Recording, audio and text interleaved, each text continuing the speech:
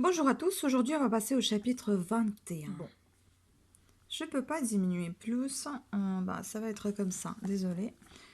Else our freight try is the cause not we, for such as we are made of such we be. Donc, 12th night. Je ne sais pas si j'ai bien prononcé, je suis désolée. Donc, ce fut avec un plaisir d'enfant que pendant 1 heure, Julien assembla des mots.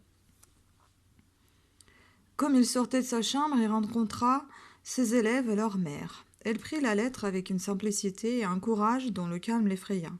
« La colle à bouche est-elle assez séchée ?» lui dit-elle. « Est-ce là cette femme que le remords rendait si folle ?» pensa-t-il. « Quels sont ses projets en ce moment ?» Il était trop fier pour le lui demander. Mais jamais, peut-être, elle ne lui avait plu davantage. « Si ceci tourne mal, ajouta-t-elle, avec le même sang-froid, on montrera tout. Enterré au dépôt dans quelque endroit de la montagne. Ce sera peut-être un jour ma seule ressource. » Il lui remit un étui à verre, un maroquin rouge rempli d'or et de quelques diamants. « Partez maintenant, lui dit-elle. Elle embrassa les enfants et 2 fois le plus jeune. Julien restait immobile. Elle le quitta d'un pas rapide et sans le regarder. Depuis l'instant qu'il avait ouvert la lettre anonyme, l'existence de M. de Rênal avait été affreuse. Il n'avait pas été aussi agité depuis un duel qu'il avait failli avoir en 1816. Et pour lui rendre justice, alors la perspective de recevoir une balle l'avait rendu moins malheureux. Il examinait la lettre dans tous les sens. « N'est-ce pas là une écriture de femme ?» se disait-il. « En ce cas, quelle femme l'a écrite ?» Il passait en revue toutes celles qu'il connaissait à Verrières, sans pouvoir fixer ses soupçons. Un homme aurait-il dicté cette lettre ? Quel est cet homme ? Ici paraît incertitude. Il était jalousé et sans doute haï de la plupart de ceux qu'il connaissait. « Il faut consulter ma femme, se dit-il par habitude, en se levant du fauteuil où il était abîmé. À peine levé, grand Dieu, dit-il en se frappant la tête, c'est d'elle surtout qu'il faut que je me méfie. Elle est mon ennemie en ce moment. Et, de colère, les larmes lui vinrent aux yeux. Par une juste compensation de la sécheresse de cœur qui fait toute la sagesse pratique de la Provence, les 2 hommes que dans ce moment M. de Rênal redoutait le plus étaient ses 2 amis les plus intimes. Après cela, j'ai 10 amis peut-être, et il les passa en revue, estimant à mesure le degré de consolation qu'il pourrait tirer de chacun. À tous, s'écria-t-il avec rage. Mon affreuse aventure fera le plus extrême plaisir. Par bonheur, et se croyait fort envié, non sans raison. Outre sa superbe maison de la ville, que le roi de venait d'honorer à jamais à Nicouchon, il avait fort bien arrangé son château de Vergy. La façade était peinte en blanc et les fenêtres garnies de beaux volets verts. Il fut un instant consolé par l'idée de cette magnificence. Le fait est que ce château était aperçu de 3 ou 4 lieues de distance, au grand détriment de toutes les maisons de campagne, soi-disant châteaux de voisinage auxquels on avait laissé l'ample couleur grise donnée par le temps. M. de Rênal pouvait compter sur les larmes et la pitié d'un de ses amis, le marguillier de la paroisse, mais c'était un imbécile qui pleurait de tout. Cet homme était cependant sa seule ressource. « Quel malheur est comparable au mien » s'écria-t-il avec rage. « Quel isolement !» Est-il possible, se disait cet homme, vraiment à plaindre ? Est-il possible que dans mon infortune, je n'ai pas un ami à qui demander conseil, car ma raison s'égare, je le sens. Ah, Falcoz, ah, Ducros, s'écria-t-il avec amertume. C'étaient les noms de 2 amis d'enfance qu'il avait éloignés par ses hauteurs en 1814. Il n'était pas noble, et il avait voulu changer le ton d'égalité sur lequel il vivait depuis l'enfance. L'un d'eux, Falcoz, homme d'esprit et de cœur, marchand de papier à Verrières, avait acheté une imprimerie dans le chef-lieu du département et entrepris un journal. La congrégation avait résolu de le ruiner. Son journal avait été condamné, son brevet d'imprimeur lui avait été retiré. Dans ces tristes circonstances, il essaya d'écrire à M. de Rênal pour la première fois depuis 10 ans. Le maire de Verrières crut devoir répondre à un vieux roman. Si les ministres du roi me faisaient l'honneur de me consulter, je lui dirais. Ruinés sans pitié, tous les imprimeurs de province émettaient l'imprimerie en monopole, comme le tabac. Cette lettre à un ami intime, que tout Verrières admira dans le temps. Monsieur de Rênal s'en rappelait les termes avec horreur. Qui me dit qu'avec mon rang, ma fortune, mes croix, je le regretterai un jour? Ce fut dans ces transports de colère, tantôt contre lui-même, tantôt contre tout ce que l'on portait, qu'il passa une nuit affreuse, mais par bonheur il n'eut pas l'idée d'épier sa femme. Je suis accoutumé à Louise, se disait-il, et c'est tous mes affaires. Je serai libre de me marier demain, que je ne trouverai pas à la remplacer. Alors il se complaisait dans l'idée que sa femme était innocente. Cette façon de voir ne le mettait pas dans la nécessité de montrer du caractère. Il arrangeait bien mieux. Combien de femmes calomniées n'a-t-on pas vu? Mais quoi, s'écria-t-il, tout à coup en marchant d'un pas convulsif. Souffrirais-je comme si j'étais un homme de rien à 20 pieds? Qu'elle se moque de moi avec son amant? Faudra-t-il que tout Verrières fasse les gorges chaudes sur ma débonnaire-té? Qui n'a-t-on pas dit de Charmier? C'était un mari notoirement trompé du pays. Quand on le nomme, le sourire n'est-il pas sur toutes les lèvres? Il est bon avocat. Qui est-ce qui parle jamais de son talent pour la parole? Ah, Charmier, dit-on, le Charmier de Bernard. On le désigne ainsi par le nom de l'homme qui fait son opprobre. Grâce au ciel, disait M. de Rênal dans d'autres moments, et la façon dont je vais punir la merde ne nuira point à l'établissement de mes enfants. Je puis surprendre ce petit paysan avec ma femme, et les tuer tous les deux. Dans ce cas, le tragique de l'aventure en ôtera peut-être le ridicule. Cette idée lui sourit, il la suivit dans tous ses détails. Le code pénal est pour moi, et quoi qu'il arrive, notre congrégation et mes amis au jury me sauveront. Il examina son couteau de chasse qui était fort tranchant, mais l'idée du sang lui fit peur. Je puis rouer de coups ce précepteur insolent et le chasser. Mais quel éclat dans Verrières, et même dans tout le département. Après la condamnation du journal de Falcoz, quand son rédacteur en chef sortit de prison, je contribue à lui faire perdre sa place de 600 francs. On dit que cet écrivailleur ose se remonter dans Besançon et peut me tympaniser avec adresse et de façon à ce qu'il soit impossible de l'amener devant les tribunaux. L'amener devant les tribunaux. L'insolent insinuera de 1000 façons qu'il a dit vrai. Un homme bien né, qui tient son rang comme moi, et haït tous les plébéiens. Je me verrai dans ces affreux journaux de Paris. Oh mon Dieu, quel abîme! Voir l'antique nom de Rênal plongé dans la fange du ridicule. Si je voyage jamais, il faudra changer de nom, quoi. Quitter ce nom qui fait ma gloire et ma force, quel comble de misère. Si je ne tue pas ma femme et que je la chasse avec ennemi, elle a sa tante à Besançon qui lui donnera de la main à la main toute sa fortune. Ma femme ira vivre à Paris avec Julien, on le saura à Verrières, et je serai encore pris pour dupe. Cet homme malheureux s'aperçut alors à la pâleur de sa lampe que le jour commençait à paraître. Il alla chercher un peu d'air frais au jardin. En ce moment, il était presque résolu à ne point faire d'éclat par cette idée, surtout qu'un éclat comblerait de joie ses bons amis de Verrières. La promenade au jardin le calma un peu. « Non, s'écria-t-il, je ne me priverai point de ma femme, elle m'est trop utile. » Il se figea avec horreur ce qui serait sa maison sans sa femme. Il n'avait pour toute parente que la marquise de R, vieille, imbécile et méchante. Une idée d'un grand sens lui apparut, mais l'exécution demandait une force de caractère bien supérieure au peu que le pauvre homme en avait. Si je garde ma femme, se dit-il, je me connais un jour, dans un moment où elle m'impatientera. Je lui reprocherai sa faute. Elle est fière, nous nous brouillerons, et tout cela arrivera avant qu'elle n'ait hérité de sa tante. Alors comme on se moquera de moi, ma femme aime ses enfants, tout finira par leur revenir, mais moi je serai la fable de Verrières. Quoi diront-ils?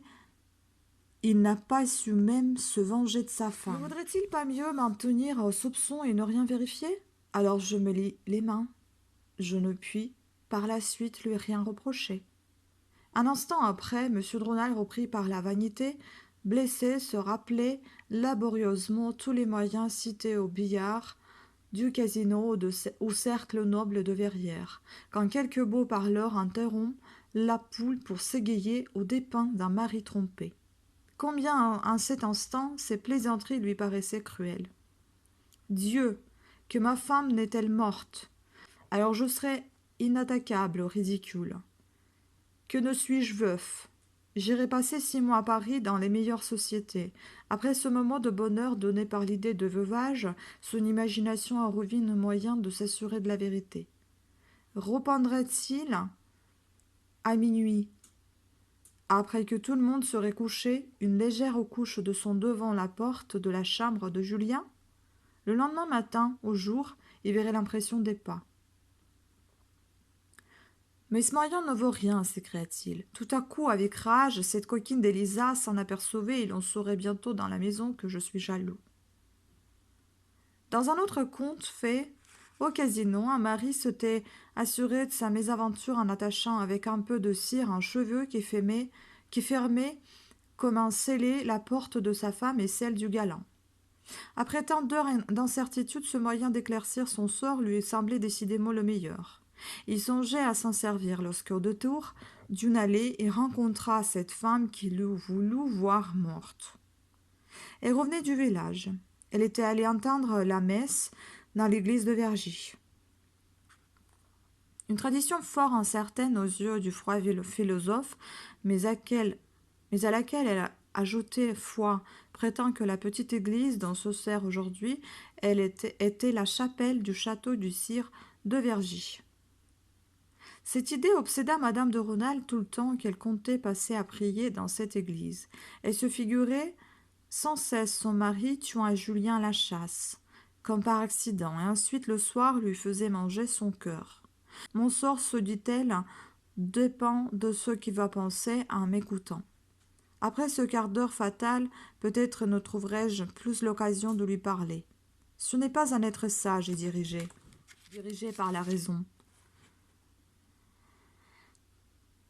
Je pourrai alors, à l'aide de ma faible raison, prévoir ce qu'il fera ou dira. Lui décidera notre sort commun. Il en a le pouvoir, mais ce sort est dans mon habileté.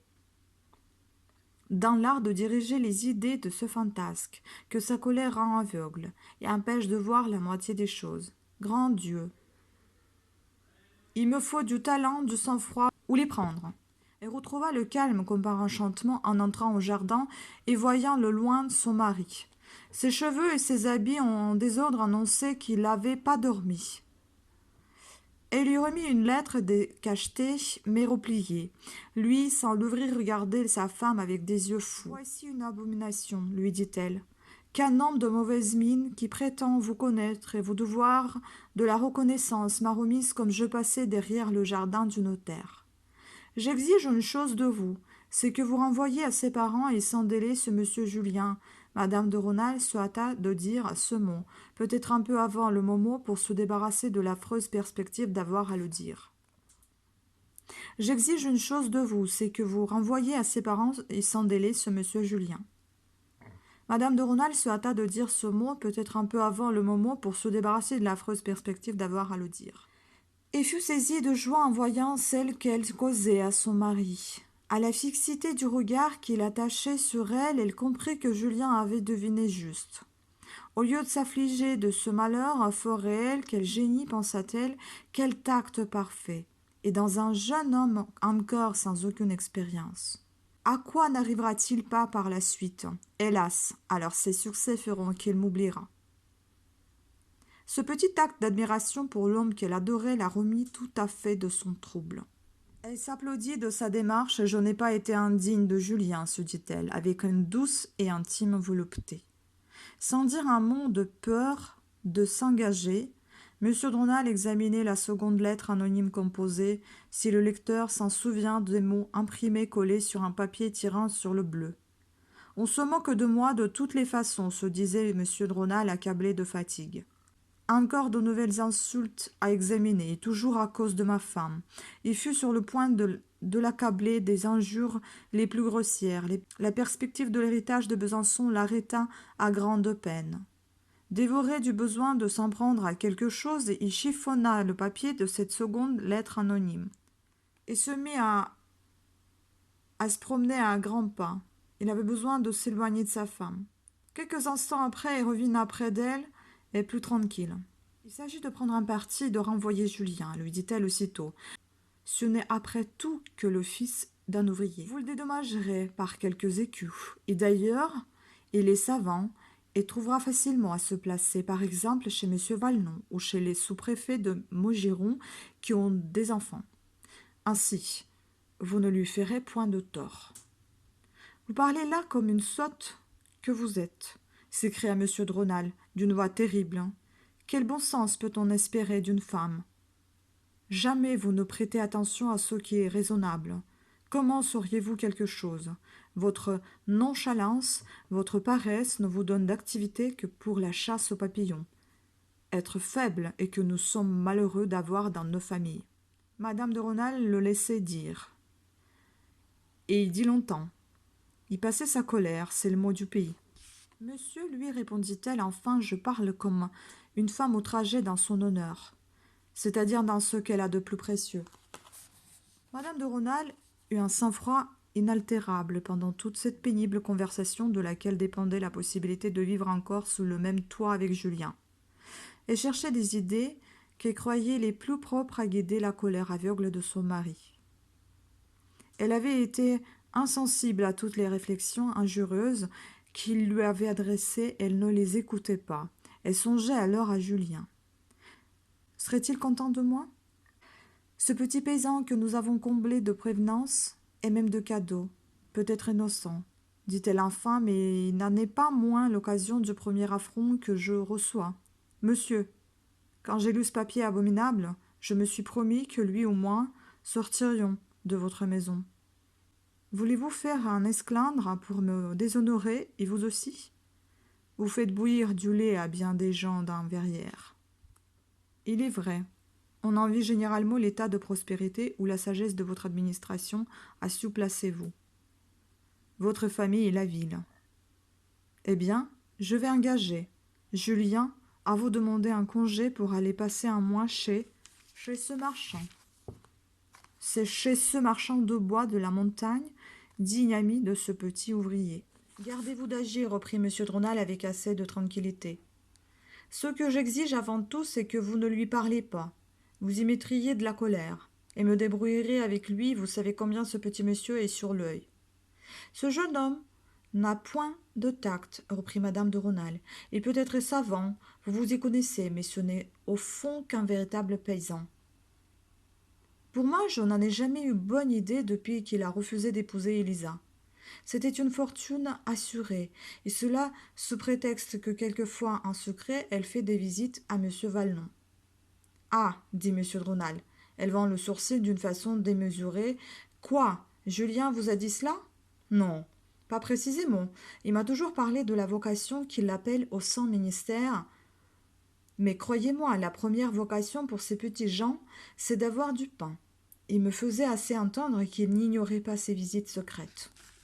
Et moi, je les ignorais, s'écria M. de Rênal, reprenant toute sa fureur et pesant sur les mots. Il se passe chez moi des choses que j'ignore. Comment? Il y a eu quelque chose entre Élisa et Valnon.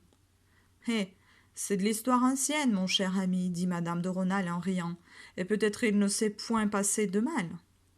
C'était dans le temps que votre bon ami Valnon n'aurait pas été fâché que l'on pensait dans les Verrières qu'il s'établissait entre lui et moi un petit amour tout platonique. J'ai eu cette idée une fois, s'écria M. de Rênal, se frappant la tête avec fureur, et marchant de découverte en découverte, et vous ne m'en avez rien dit? Fallait-il brouiller deux amis pour une petite bouffée de vanité de notre cher directeur? Où est la femme de la société à laquelle il n'a pas adressé quelques lettres extrêmement spirituelles et même un peu galantes? Il vous aurait écrit? Il écrit beaucoup. Montrez-moi ces lettres à l'instant, je leur donne. Et M. de Rênal se grandit de 6 pieds. Je m'en garderai bien, lui répondit-on, avec une douceur qu'il allait presque jusqu'à la nonchalance. Je vous les montrerai un jour, quand vous serez plus sage. À l'instant même, morbieux, s'écria M. de Rênal, ivre de colère, et cependant plus heureux qu'il ne l'avait été depuis 12 heures. Me jurez-vous, dit madame de Rênal fort gravement, de m'avoir jamais de querelle avec le directeur du dépôt au sujet de ces lettres? Querelle ou non, je puis lui ôter les enfants trouvés, mais continuera-t-il avec fureur, je veux ces lettres à l'instant. Où sont-elles? Dans un tiroir de mon secrétaire. Mais certes, je ne vous en donnerai pas la clé. Je saurai le briser, s'écria-t-il, en courant vers la chambre de sa femme.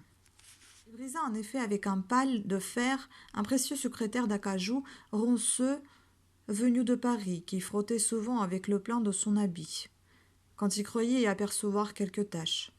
Madame de Rênal avait monté en courant les 120 marches de Colombier. Elle attachait le coin d'un mouchoir blanc à l'un des barreaux de fer de la petite fenêtre. Elle était la plus heureuse des femmes. Les larmes aux yeux, elle regardait vers les grands bois de la montagne. Sans doute se disait-elle de dessous un de ces êtres touffus. Julien épit ce signal heureux. Longtemps elle prêta l'oreille, ensuite elle maudit le bruit monotone des cigales et le chant des oiseaux. Sans ce bruit important, un cri de joie parti de grandes roches aurait pu arriver jusqu'ici. Son œil avide dévorait cette pente immense de verdure, sombre et unie, comme un pré que forme le sommet des arbres. Comment n'a-t-il pas l'esprit, se dit-elle tout attendrie, d'inventer quelque signal pour me dire que son bonheur est égal au mien? Elle ne descendit du colombier que quand elle eut peur que son mari ne vînt les chercher. Elle le trouva furieux. Il parcourait les phrases anodines de M. Valnon, peu accoutumé à être lourd avec tant d'émotion, saisissant un moment où les exclamations de son mari lui laissaient la possibilité de se faire entendre. « J'en reviens toujours à mon idée, dit madame de Rênal. Il convient que Julien fasse un voyage. Quelque talent qu'il ait pour le latin, ce n'est après tout qu'un paysan souvent grossier y manquant de tact. Chaque jour croyant être poli, il m'adresse des compliments exagérés et de mauvais goût, qu'il apprend par cœur dans quelques romans. Il n'en lit jamais, s'écria M. de Rênal. Je m'en suis assuré. Croyez-vous que je sois un maître de maison aveugle qui ignore ce qui se passe chez lui? Eh bien, s'il ne lit nulle part ces compliments ridicules, il les invente. Et c'est encore tant pis pour lui. Il aura parlé de moi sur ce ton dans Verrières. Et sans aller si loin, dit madame de Rênal avec l'air de faire une découverte, il aura parlé ainsi devant Élisa. C'est à peu près comme s'il eût parlé devant M. Valnon. Ah, s'écria M. de Rênal, en ébranlant la table et l'appartement par un des plus grands coups de poing qui ait jamais été donné. La lettre anonyme imprimée et les lettres du Valnon sont écrites sur le même papier. Enfin, pensa madame de Rênal, elle se montra atterrée de cette découverte et sans avoir le courage d'ajouter un seul mot, alla s'asseoir au loin sur le divan au fond du salon. La bataille était désormais gagnée, et il eut beaucoup à faire pour empêcher M. de Rênal d'aller parler à l'auteur supposé de la lettre anonyme. Comment ne sentez-vous pas que faire une scène sans preuve suffisante à M. Valnon est la plus insigne des maladresses? Vous êtes envié, monsieur, à qui la faute? À vos talents, votre sage administration, vos bâtisses pleines de goût. L'ado que je vous ai apporté, et surtout l'héritage considérable que nous pouvons espérer de ma bonne tante. Héritage dont on exagère infiniment l'importance. On fait de vous le premier personnage de Verrières. Vous oubliez la naissance, dit M. de Rênal en souriant un peu. Vous êtes l'un des gentilshommes le plus distingué de la Provence, reprit avec empressement madame de Rênal. Si le roi était libre et pouvait rendre justice à la naissance, vous figuriez sans doute à la chambre des pairs, etc. Et c'est dans cette position magnifique que vous voulez donner à l'envie un fait à commenter? Parler à M. Valnon de sa lettre anonyme. C'est proclamer dans tout Verrières, que dis-je, dans Besançon, dans toute la Provence, que ce petit bourgeois admis imprudemment, peut-être à l'intimité d'un Rênal, a trouvé les moyens de l'offenser. Quand ces lettres que vous venez de surprendre prouveraient que j'ai répondu à l'amour de M. Valnon, vous devriez me tuer. Je l'aurais mérité 100 fois. Mais non, pas lui témoigner de la colère. Songez que tous vos voisins n'attendent qu'un prétexte pour se venger de votre supériorité. Songez qu'en 1816, vous avez contribué à certaines arrestations. Cet homme réfugié sur son toit. Je songe que vous n'avez ni égard ni amitié pour moi, s'écria M. de Rênal avec toute l'amertume qui réveillait un tel souvenir, et je n'ai pas été père. Je pense, mon ami, reprit en souriant madame de Rênal, que je serai plus riche que vous, que je suis votre compagne depuis 12 ans, et qu'à tous ces titres je dois avoir voix au chapitre, et surtout dans l'affaire d'aujourd'hui. Si vous me préférez un monsieur Julien, ajouta-t-elle avec un dépit mal déguisé, je suis prête à aller passer un hiver chez ma tante. Ce mot fut dit avec bonheur. Il avait une fermeté qui cherche à s'environner de politesse. Il décéda M. de Rênal, mais suivant l'habitude de la Provence, et parla encore pendant longtemps, revint sur tous les arguments. Sa femme le laissait dire, et il y avait encore de la colère dans son accent. Enfin, 2 heures de bavardage inutile épuisèrent les forces d'un homme qui avait subi un accès de colère de toute une nuit. Il fixa la ligne de conduite qu'il allait suivre envers M. Vallon, Julien et même Élisa. Une ou deux fois, durant cette grande scène, madame de Rênal fut sur le point d'éprouver quelque sympathie pour le malheur fort réel de cet homme qui, pendant 12 ans, avait été son ami. Mais les vraies passions sont égoïstes. D'ailleurs, elle attendait à chaque instant l'aveu de la lettre anonyme qu'il avait reçue la veille, et cet aveu ne vint point. Il manquait à la sûreté de madame de Rênal de connaître les idées qu'on avait pu suggérer à l'homme duquel son sort dépendait. Car en Provence, les maris sont maîtres de l'opinion. Un mari qui se plaint se couvre de ridicule, chose tous les jours moins dangereuse en France. Mais sa femme, s'il ne lui donne pas d'argent, tombe à l'état d'ouvrière à 15 sols par journée, et encore les bonnes âmes se font-elles un scrupule de l'employer. Une odalisque du sérail peut à toute force aimer le sultan. Il est tout-puissant. Elle n'a aucun espoir de lui dérober son autorité par une suite de petites finesses. La vengeance du maître est terrible, sanglante, mais militaire, généreuse. Un coup de poignard finit tout. C'est à coup de mépris public qu'un mari tue sa femme au XIXe siècle. C'est en lui fermant tous les salons, le sentiment du danger fut vivement réveillé chez madame de Rênal, à son retour chez elle, et fut choquée du désordre où elle trouva sa chambre. Les serrures de tous ces jolis petits coffres avaient été brisées. Plusieurs feuilles de parquet étaient soulevées. Il eût été sans pitié pour moi, se dit-elle. Gâtez ainsi ce parquet en bois de couleur qu'il aime tant quand un de ses enfants y entre avec des souliers humides. Il devient rouge de colère. Le voilà gâté à jamais. L'aveu de cette violence éloigna rapidement les derniers reproches qu'elle se faisait pour sa trop rapide victoire.